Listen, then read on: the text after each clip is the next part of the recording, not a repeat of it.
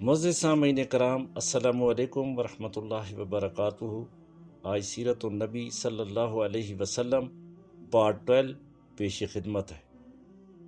Part 11 میں ہم نے یہاں تک مطالعہ کیا تھا کہ جب کفار مکہ دعوت اسلام کو روکنے میں ناکام ہو گئے تو انہوں نے نبی کریم صلی اللہ علیہ وسلم اور آپ کے صحابہ کو تنگ کرنے اور محاذ آرائی کے نئے نئے طریقے اختیار کیے، یعنی جن میں ہنسی مذاق تھا، تحقیر و تکذیب اور اس طرح کے وہ مختلف طریقے جو ہیں وہ اپناتے تھے تاکہ یہ دعوت اسلام نہ پھیل سکے۔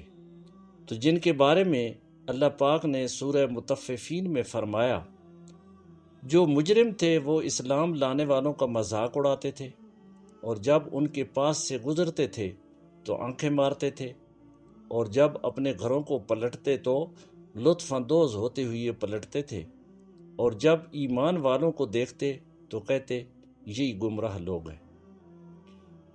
یہ محاذ آرائی کی پہلی صورت تھی۔ محاذ آرائی کی دوسری صورت، نبی کریم صلی اللہ علیہ وسلم کی تعلیمات کو مسخ کرنا اور آپ کی دعوت کے بارے میں شکوک و شبہات پیدا کرنا، یہ دوسری صورت تھی۔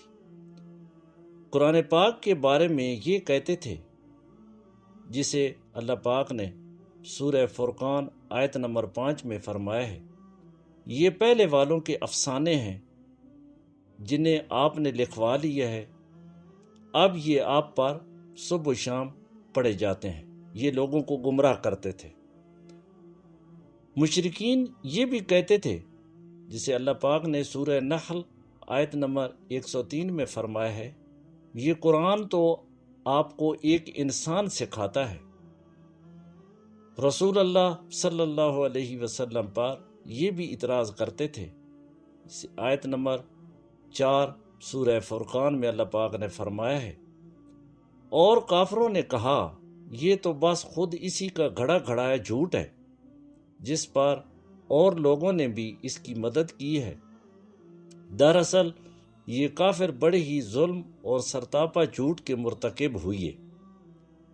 محاذ آرائی کی تیسری صورت، سابقہ قصے کہانیوں میں لوگوں کو الجھانا تاکہ وہ دین اسلام کی طرف متوجہ نہ ہو سکیں، جیسا کہ نضر بن حارث نے کیا۔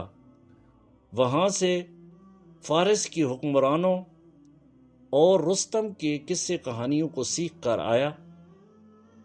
جب رسول اللہ صلی اللہ علیہ وسلم لوگوں کو دعوت دیتے تو محفل میں کہتا، محمد صلی اللہ علیہ وسلم کی باتیں مجھ سے بہتر نہیں ہیں۔ پھر وہ فارس کے بادشاہوں رستم و اسفندیار کے قصے سناتا تاکہ لوگ دین اسلام کی طرف نہ آ سکیں۔ اس بدبخت نے لونڈیاں خرید رکھی تھیں۔ جب وہ کسی آدمی کے بارے میں سنتا کہ وہ دعوت اسلام کی طرف مائل ہے تو اس کے پیچھے لونڈی لگا دیتا، جو کہ اس کو کھلاتی پلاتی، گانا سناتی، اسی طرح دین اسلام سے دور کرتی۔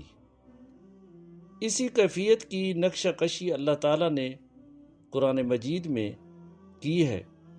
سورہ لقمان آیت نمبر 6، کچھ لوگ ایسے ہیں جو کسی کی بات خریدتے ہیں تاکہ لوگوں کو اللہ کی راہ سے بھٹکا سکیں۔ محاذ آرائی کی چوتھی صورت، ایسی سودے بازیاں جن کے ذریعے مشرکین کی یہ کوشش تھی کہ اسلام اور شرک باہم افہام و تفہیم سے مل جل کر ایک ساتھ چلیں، کچھ لوگ کی پالیسی پر عمل پیرا ہوں۔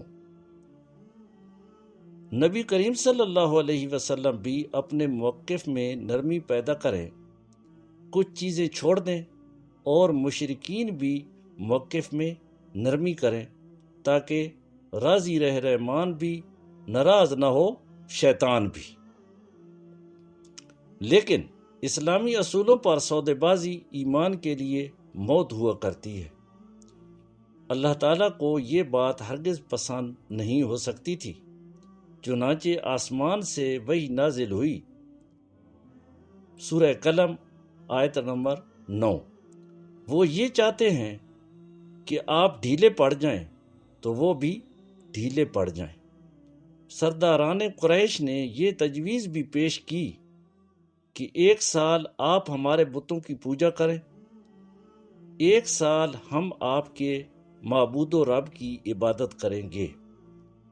نبی کریم صلی اللہ علیہ وسلم بیت اللہ کا طواف کر رہے تھے۔ چند سرداران قریش آئے اور آپ سے کہنے لگے، اے محمد صلی اللہ علیہ وسلم، آئیے، جسے تم پوجتے ہو اسے ہم بھی پوجیں، اور جسے ہم پوجتے ہیں اسے تم بھی پوجو۔ تو اللہ تعالیٰ نے اسی وقت سورہ کافرون نازل فرمائی۔ یہ بحیثیت مسلمان ہمیں پتہ ہونا چاہیے کہ سورہ کافرون اس موقع پہ نازل ہوئی تھی جب انہوں نے یہ کہا کہ کچھ لو اور کچھ دو۔ اگر یہ قانون بن جاتا تو پھر صاف ظاہر ہے آج ہم ان کی عبادت کرتے اور وہ ہماری اللہ پاک کی عبادت کرتے، ایک مہینہ یا کچھ لو اور کچھ دو، اسی طرح ہی ہوتا ہے نا۔ لیکن جو اللہ پاک جانتا ہے وہ اور کوئی نہیں جانتا، تو اللہ پاک نے یہ اس موقع پہ سورہ کافرون نازل فرمائی۔ قل یا ایھا الکافرون لا اعبد ما تعبدون ولا انتم عابدون ما اعبد ولا انا عابد ما عبدتم ولا انتم عابدون ما اعبد لکم دینکم ولی دین۔ کہ اس فیصلہ کن جواب کے ذریعے اللہ تعالیٰ نے ان کی مضحکہ خیز تجاویز کی جڑ کاٹ دی۔ جزاکم اللہ خیرا کثیرا۔